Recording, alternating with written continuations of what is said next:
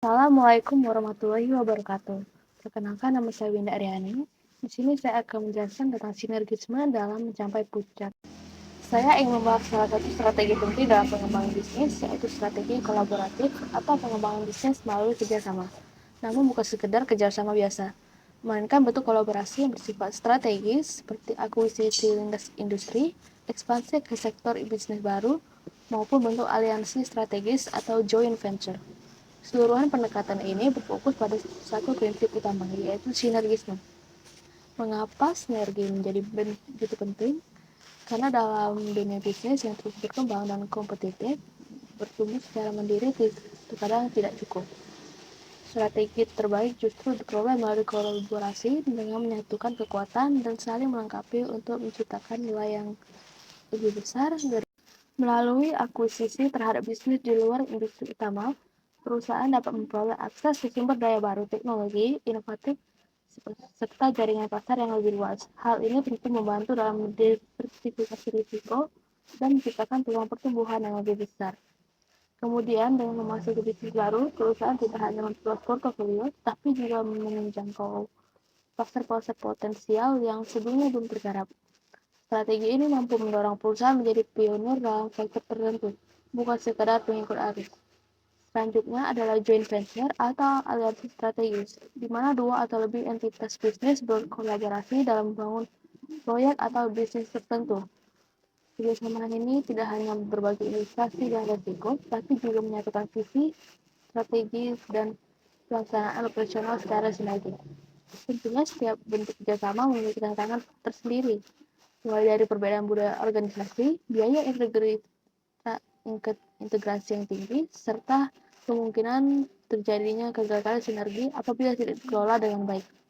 Oleh karena itu, keberhasilan strategi ini sangat bergantung pada pemahaman mengenai antar mitra komunikasi yang terbuka, serta manajemen perubahan adaptif dan responsif. Apabila strategi ini dijalankan secara tepat, manfaatnya sangat besar.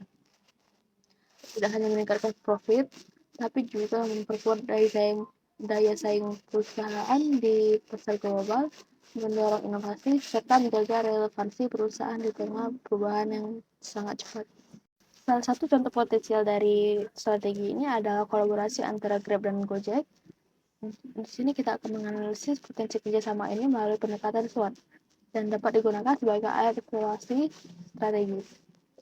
Dari sisi strength atau kekuatan, kolaborasi antara Gojek dan Grab memiliki potensi besar dalam menciptakan ekosistem layanan digital yang kuat dan luas.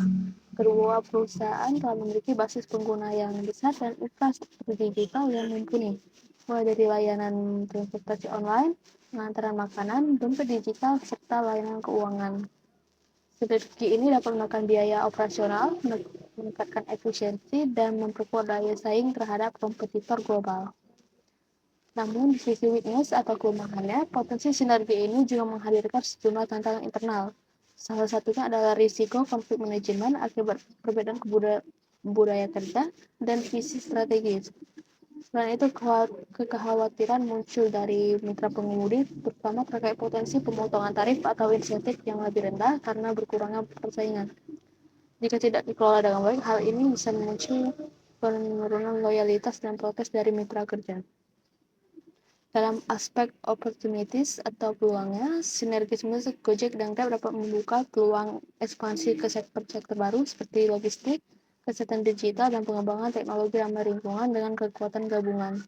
Mereka juga lebih mampu menjangkau pasar-pasar baru di kawasan Asia serta memperluas kolaborasi lintas industri dengan mitra strategis lainnya.